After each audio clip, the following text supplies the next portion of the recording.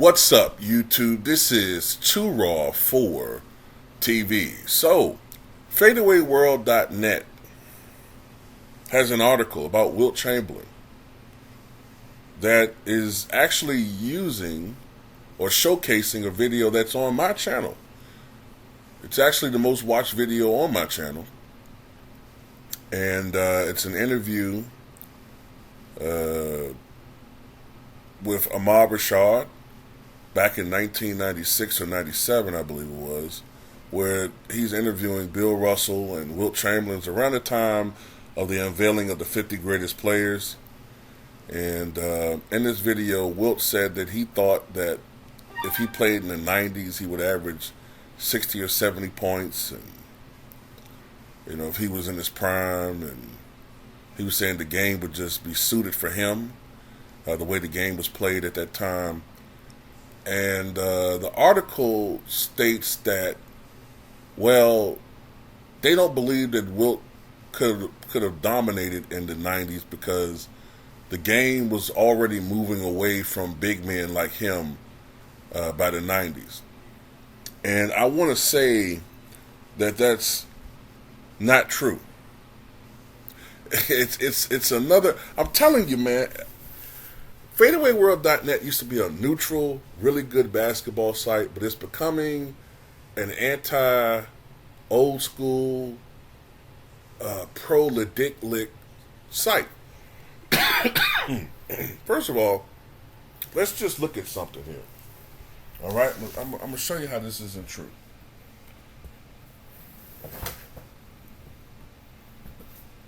Let's look at the 1995-96 season, right? Which was the season before that interview was conducted. Let's look at the top 20 scores. Matter of fact, should we go further than that? I'll tell you what, just to make it easier, let's look at the top 20 scores. All right? Points per game. Now, let's see how many centers and power forwards are leading in scoring. Now, today, outside of a Jokic, Embiid, or Giannis, you're not going to see too many big men, right? Now, look, Michael Jordan led the league in scoring that year, 30.4 points per game. Number 2, Olajuwon, a center, 26.9, that's 1. Number 3, Shaquille O'Neal, 26.6, that's 2. Next, Karl Malone, 25.7, that's 3. All right, number 4, Derrick Robinson, 25 points per game, that's 4. Charles Barkley, a power forward, 23.3, that's 5. Alonzo Mourning, 23.2, that's 6. So, 6 of the top 7 scores in the year prior to that interview were centers and power forwards. But this idiotic article is going to tell you that they were moving away from big men already. Big men weren't the focal point of scoring. These guys don't know what they're talking about. They're getting paid to talk sports and write articles. They don't even know what they're talking about. Their basketball knowledge is peons. They can give you analytic stat nerds, but when it comes to history of the game, they don't know what they're talking about. All right, now, Mitch Richmond, he's a guard. All right, so that's 6 centers, right? Next, Patrick Ewing, 22.5. That's 7. Next, Juwan Howard, 22.1. That's 8. So 8 of the top 10 are big men. Next is Anthony Hardaway, 21.7. Then Glenn Rice. Serge Sabalos, he was a small forward, 21.2. Then Reggie Miller. All right, the next, Vin Baker, 21.1. That's 9. Cliff Robinson, 21.1. Power forward. Right? That's 10. Larry Johnson. Now, he's iffy because sometimes he plays small forward, but at the time he was playing power forward. So that's 11. Glenn Robinson, he's a small forward. Grant Hill's small forward. Sean Elliott, small forward. So 11 of the top 20 were power forwards and centers. Now, if I go to the 99 season, right?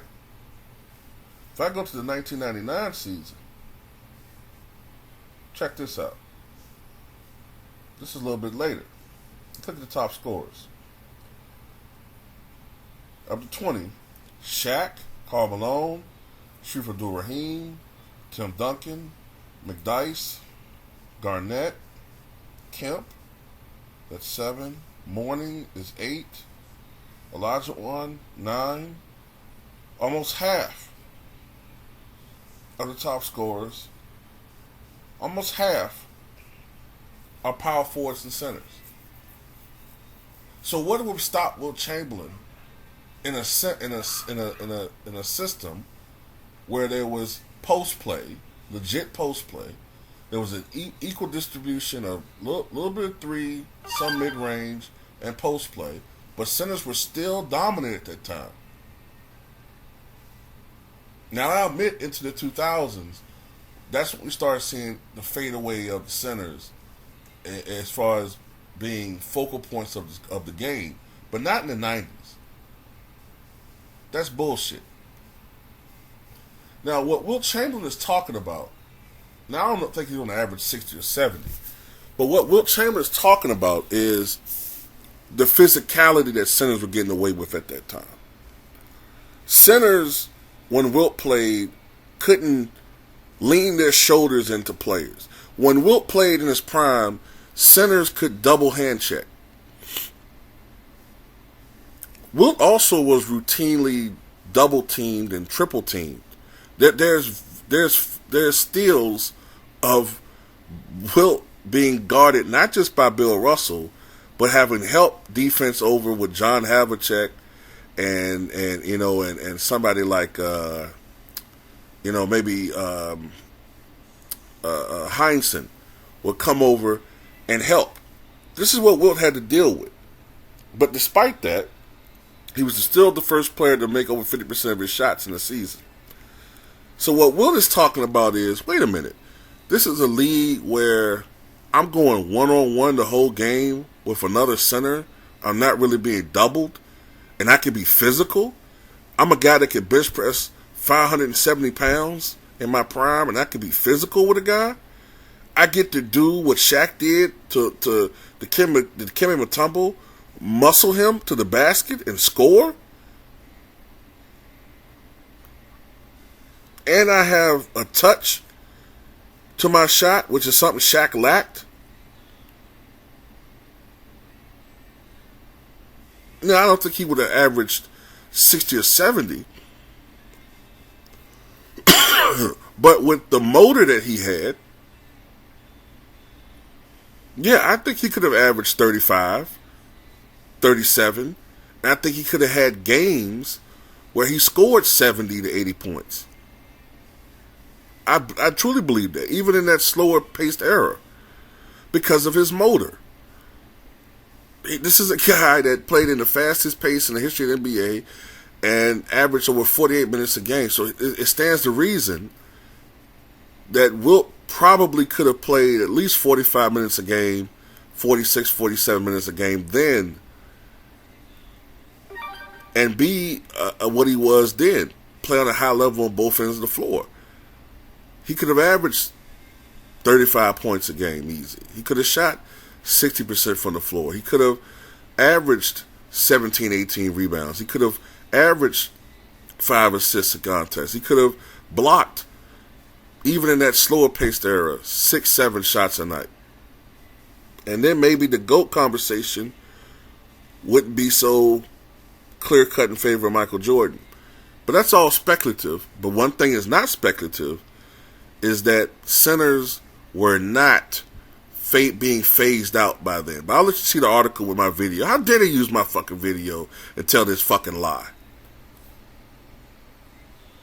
I'm offended by that.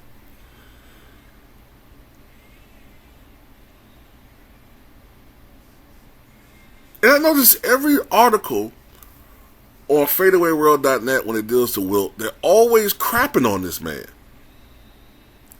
Oh, Jerry West says that Wilt was a loser.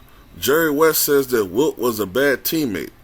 Rick Barry says that Wilt was a loser. But they don't tell you that later on, Rick Barry recanted that and said that I was completely wrong saying that about Wilt, and that Wilt was one of truly the most dominant player I've ever seen. So they don't tell you about all that stuff. But anyway, that's all I got to say.